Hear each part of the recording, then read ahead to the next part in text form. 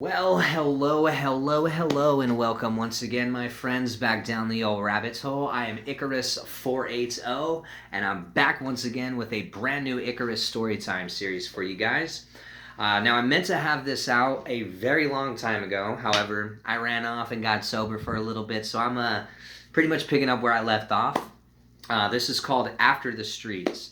So this pretty much is going to tie together my Prison Time series and Tales of the Street, and with me pretty much finding psychedelics and becoming Icarus 480. Now, between those eras, it was definitely some crazy shit, or there was definitely some crazy shit that came along the way. So I don't know how many parts of a series this is going to be, but this is part one, my friend. So let's do a quick recap of where we left off with Tales of the Street. So me and my baby's mom had just gotten a job at this call center, and we started living in this extended stay hotel together with our child, who at the time I believe was about 7 months old. So into our psychedelic time machine we go, smoke DMT.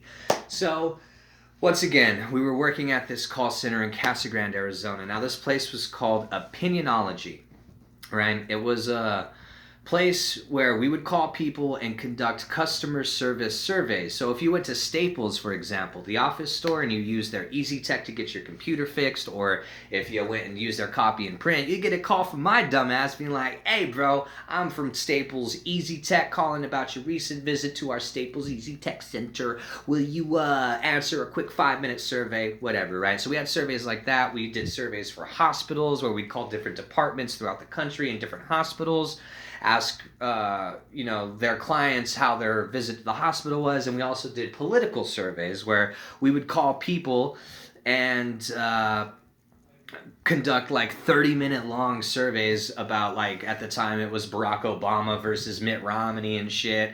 And yeah, pretty much the job itself was shit, and it did the call center game where is if you got certain production for that hour, you got paid a certain amount, whatever. So we were working there, and we were living in this extended stay hotel. So let me explain this place a little bit. One part of this complex is a hotel. If you're staying a couple days to a week, you'll stay over there. Now, the side we stayed on was a no lease, month to month extended stay place. You know, pretty much every convicted felon's dream.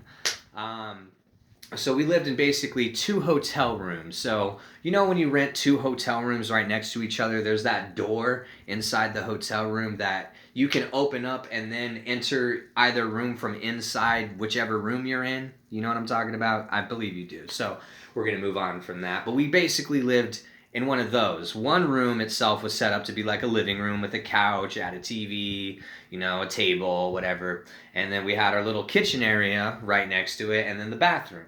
Now, the next room was basically the exact same room, just inverted the opposite way, and that's where our bed was. We had another little kitchen area and a bathroom, right? It was all gravy.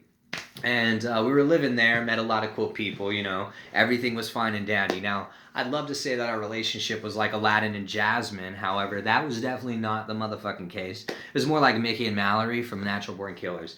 We fought a lot, and yeah, that's pretty much how it went. You know, it was just shaky, to say the least, right? So this goes on for however long. Let's just say about 6 months, 9 months. I think it was 9 months now that I think about it. So as this is going on, the bomb dropped, if you would. So every Sunday, you would have to call in or come in and see your schedule. You would find out your schedule for the following week. You'd write it down and go about your day, and then come in to the scheduled time on Monday. So that Sunday evening, I go over there to get our schedules, and they say, "Oh, we don't have them yet for whatever reason." This never happens, by the way. "We don't have it yet. Call us tomorrow around 9 o'clock, and we'll let you know." Okay, whatever. I go back home, smoke a joint, and eat probably pizza, knowing me, right? I wake up the next morning, and I, call them to see what time I'm supposed to come work for the man. Beep, beep, beep, beep. Phone's disconnected. Okay, call again. Beep, beep, beep, beep. Phone's disconnected. That's weird. That's suspicious. You know what I'm saying? So I lived 5 minutes from the fucking place. I popped my kid in the Thomas the Train Engine, stroller, and I fucking pimp walk my happy ass all the way over there. So as it's in this giant plaza, as I turn the corner of the plaza, I'm walking down. It's the end suite all the way down. I'm approaching it, and I see my coworkers outside, and their body language is screaming confusion. So the closer I approach, I noticed that the windows to this place, the front was just all open windows. You could see right into the place, all the computers and shit. That place is, those windows are now taped up with newspaper all over the whole fucking building. You can't see inside of it. Everyone's scratching their heads outside. What the fuck is going on? Now, when you look through like the little slits of paper that were, connecting each other to try to block the fucking view of it, you could see inside, and you could see most of the fucking building was empty, and there was movers moving shit out the back. So we go to the back of the building, and sure enough, there's a big ass, yellow moving truck, and they're fucking moving our cubicles out. None of us know what the fuck is going on. But everyone came to work that day finding out they were out of a job. Nobody fucking told us. So behind the fucking curtains of Oz, basically what happened was our managers neglected to tell us that we were fighting to keep our call center open, and that basically we may be getting shut down. So they thought that if they just hounded us and let us work as many hours as we want. So for example, if you wanted to work fucking 65 hours that week and could make it fucking work, you were more than allowed to. They were just trying to make people work as much as they can and keep us there and produce as much as they can in the hopes that our call center would open. But it came to find out it didn't. It all came crashing down.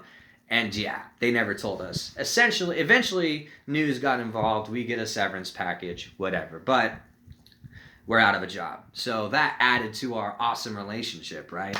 We almost had to pay rent.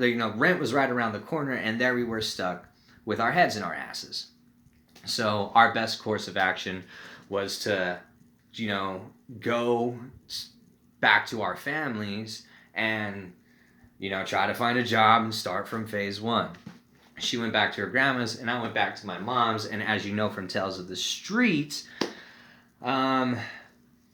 we don't really get along, you know what I'm saying? Us living together is probably not the best situation. So I know that this is a fucking ticking time bomb just waiting to explode. So I try to stay away from the house as often as possible to keep a bad taste out of her mouth about me. You know what I mean? Just try to stay out of her airspace. So while that's happening, I'm going out, I'm trying to look for jobs in a town that's not fucking hiring. And Ramel from the Intoxication Conversation videos, would join me and, accompany me as I'm filling out applications and shit like that. So one day in one of our adventures doing this, he's like, oh, we're going to this person's, Mariah's house. Remember Mariah, she's a big part of this series. We're going to her house to go smoke some weed. She wants to smoke us out. She doesn't live too far from here. We go on our way to her house. Now, Mariah also worked at the same call center as us. I had a couple run-ins here and there with her, hey, how you doing? She was mutual friends with Ramel and stuff like that. Now, Mariah had a best friend named Sophie.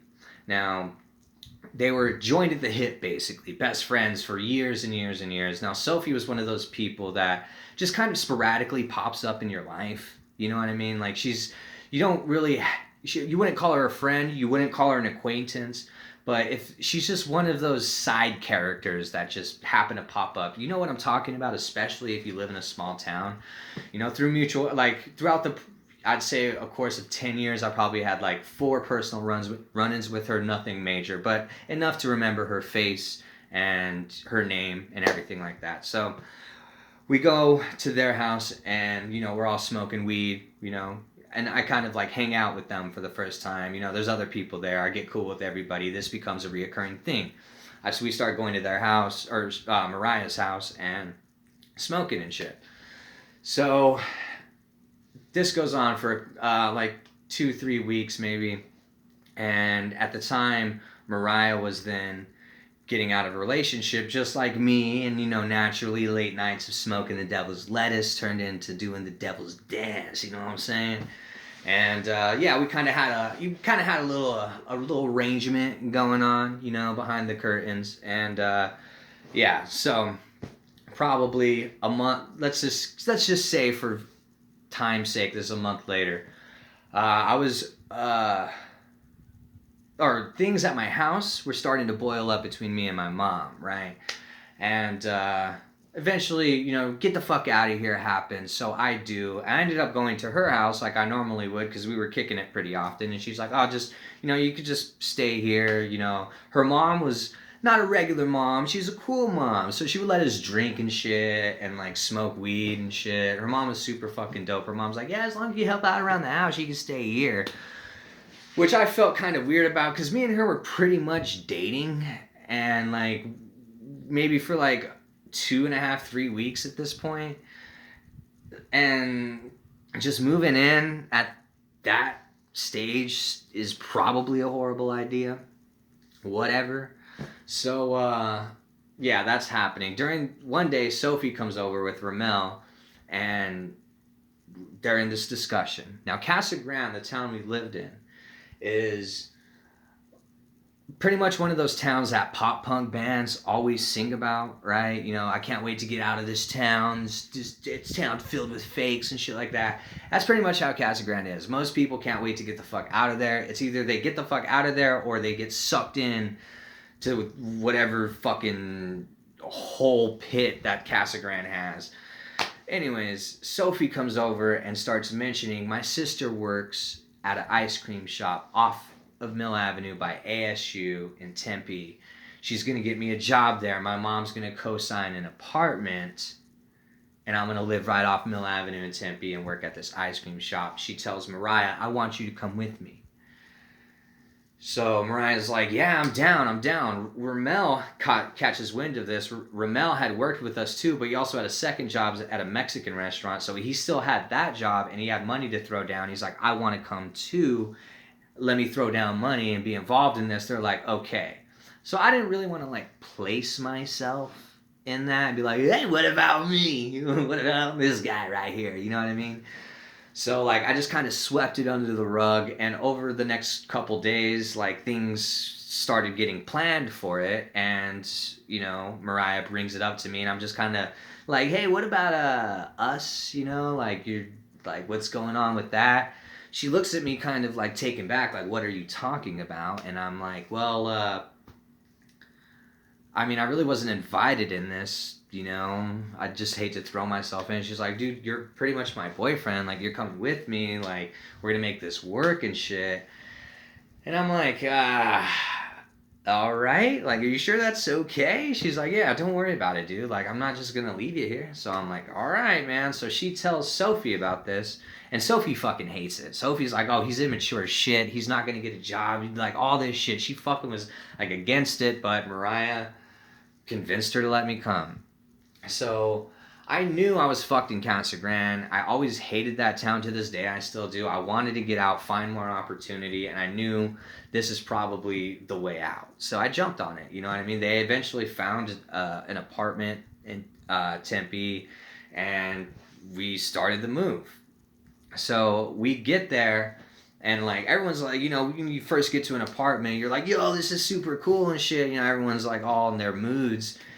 And Sophie's being a bitch the whole time, basically. She's basically tells me, like, don't be calling this place your home until you get a job, like this and that. Like, I personally didn't even want you here, like this and that. And just kind of really picking on me, right? Poor guy. What the fuck, man? What did I do? And Mariah basically, you know, is like, hey, look, none of us have a job, so like I don't know why you're like keep pointing at him, whatever. So I'm like, okay, she's right though. I definitely need to find a job. We're in the big leagues now, you know what I mean? So when we first move in, Mariah ends up tearing her meniscus, which, if you don't know what that is, it's something in the leg. I'm not a fucking doctor. I couldn't tell you. So, something in the fucking leg, and it fucks it up, and it requires surgery, and there's a long recovery process for it. So yeah, that happens, and it basically knocks out any of her ability to work for like the next like 3 to like 5 months or something like that. And she's like all, sad about it. It's like, whatever, like, hey, I'm gonna make this work for you.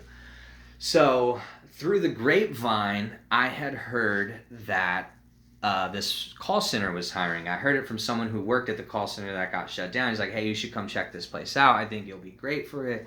You know what I mean? Blah, blah, blah, blah, blah. So I find this place, go and nail this interview, right? And come back, and I'm just waiting for the call back. So I actually had, like, I think some type of fine I had to pay for a court thing. And I went to Casa Grande to go, when I went to Casa Grande to go visit family and stuff, like probably within like the first like week or two of like living there, I went to Casa Grande and ended up getting pulled over, finding out that I had a fucking arrest, like I had a warrant.